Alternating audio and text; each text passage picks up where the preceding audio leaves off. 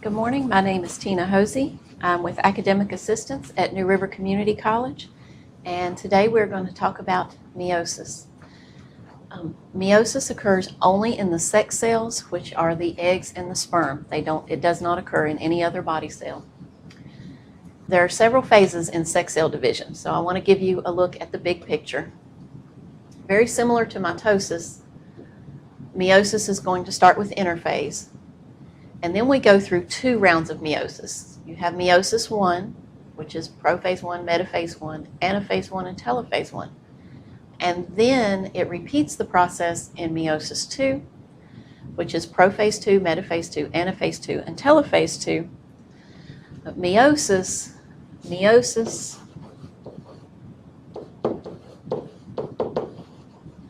results in 4 daughter cells.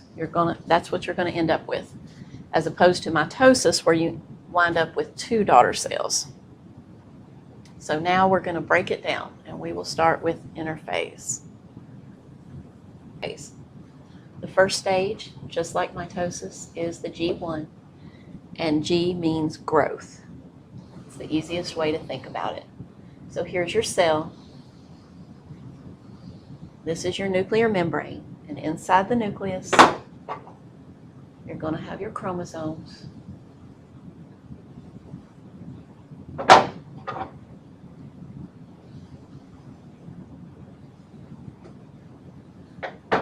And then the cell will move into S phase, which S means synthesis. Synthesis just means making a clone. It makes an exact copy of itself.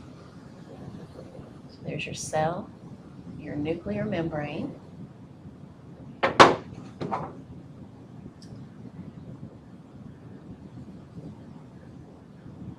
And each one of these chromosomes is replicating itself. So that looks something like this.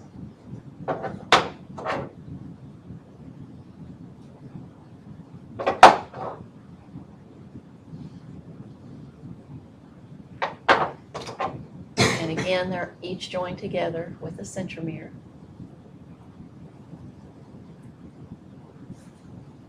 And then the last phase of interphase is G2. You have your cell, your nuclear membrane, and then everything else is just the same. It's just going to grow a little bit more, each one of these is.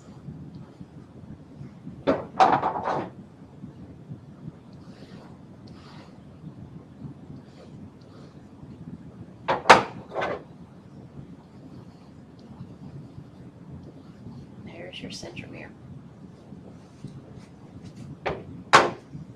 Then meiosis 1 begins. And meiosis 1 is the most important part of meiosis.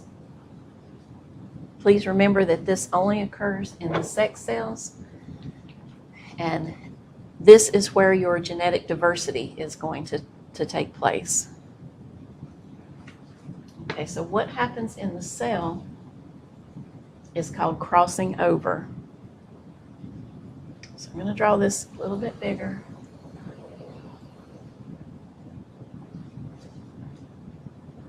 Okay, so in meiosis prophase 1, the nuclear membrane is going to break down,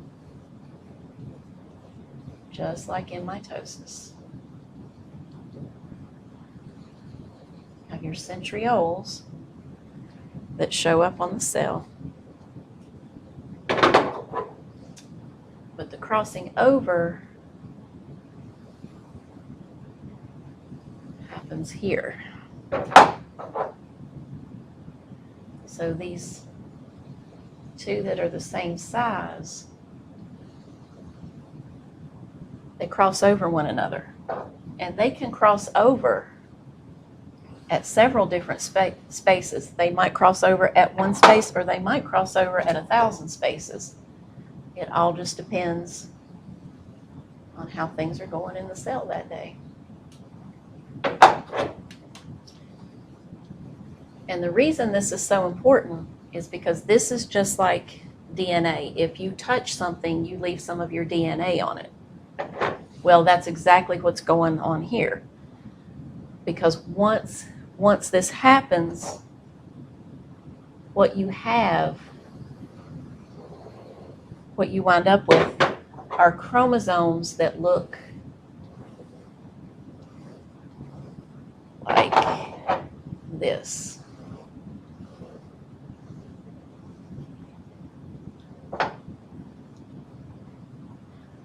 You're going to have some green on this one in different spots. And the same thing here. It might be a whole bunch, it might be just a little bit. But the point is they've crossed over, and each one of these has left part of itself on the other. And this is what causes us to have genetic diversity. That's why you may have your mother's eyes, or you may have your dad's hair color.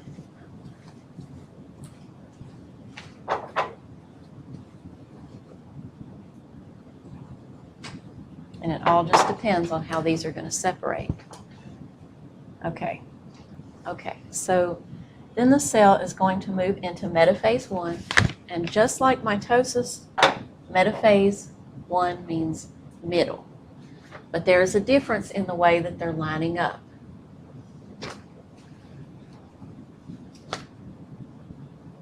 Okay, so this is how your chromosomes look right now. So what's going to happen in metaphase 1? I'm going to draw it here.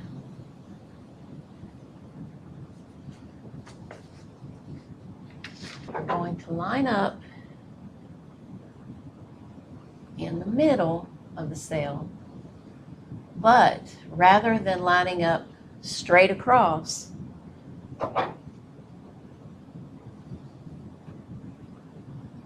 they're going to line up on top of each other. Both of the long ones are going to line up on top of each other, and both of the short ones are going to line up on top of each other.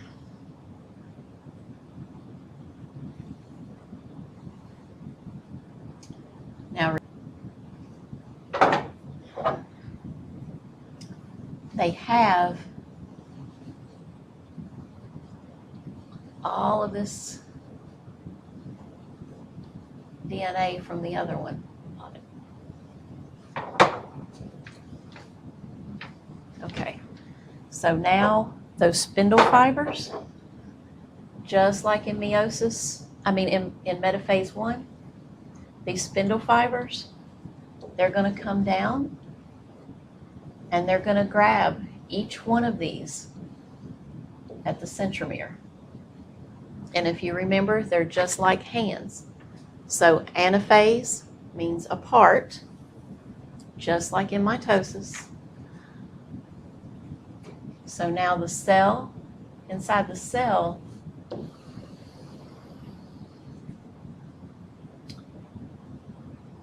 these chromosomes are going to be separated. But instead of pulling the sister chromatids apart, it's going to pull the whole replicated chromosome apart. So now you're going to have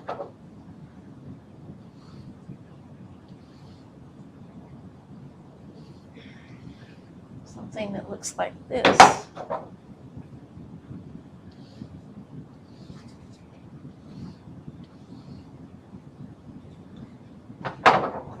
And if you remember, these spindle fibers, they're pulling these chromosomes to opposite ends of the cell. Okay?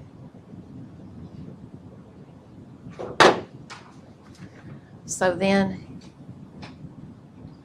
in telophase 1 is just like in mitosis.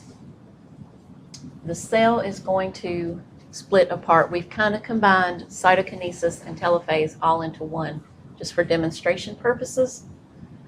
Okay, so this cell is going to divide into 2 daughter cells.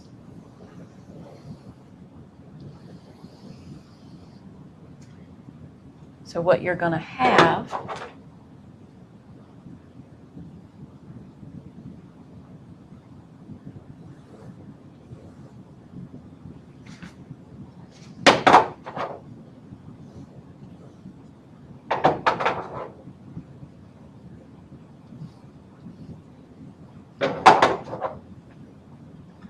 something that looks like this. And again, remember that these are all genetically different.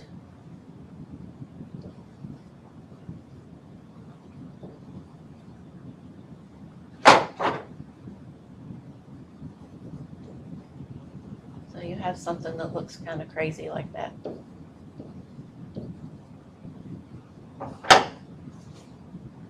Okay, once you reach telophase 1, then the cell is going to go into meiosis 2. Okay, so meiosis 2, it begins with prophase 2, and there's really nothing interesting here. It's going to look exactly like the end of telophase 1.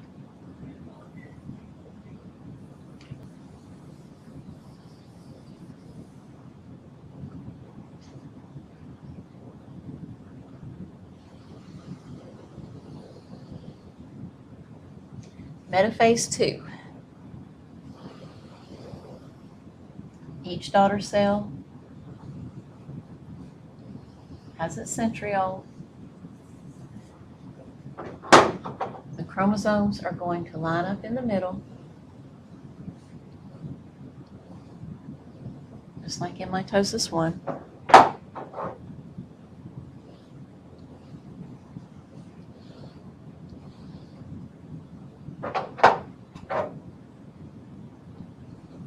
The spindle fibers are going to come down from the centriole and grab the centromeres.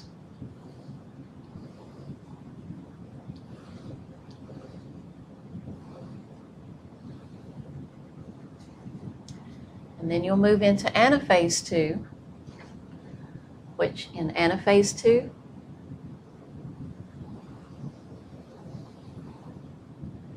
those spindle fibers are just going to pull these sister chromatids apart.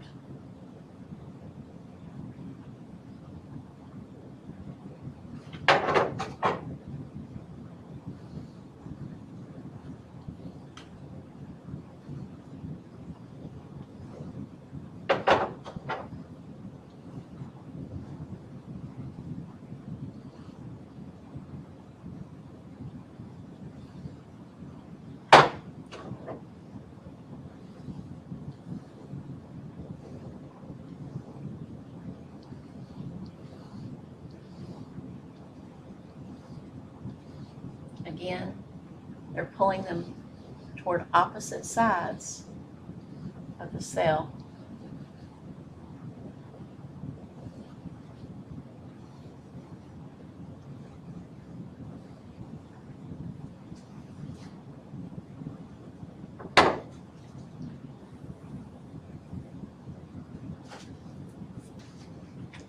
In telophase, we've combined telophase and cytokinesis just to simplify the summary of this. So this cell is going to divide into 2 daughter cells.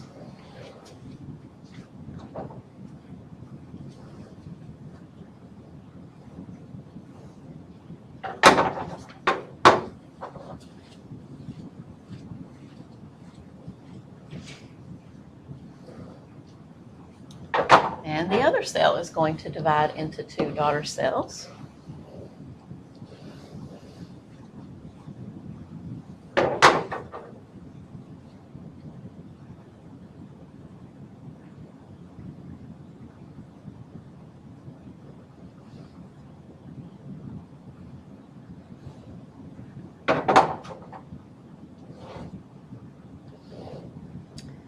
And if you'll remember, none of these look the same. Each one had part of the other on it.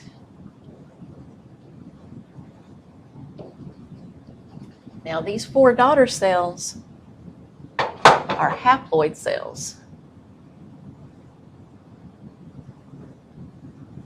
Haploid meaning they only have half. Haploid means half.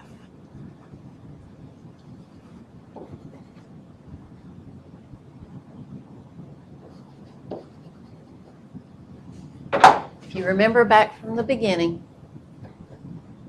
our parent cell had two of each chromosome. That is a diploid cell. Diploid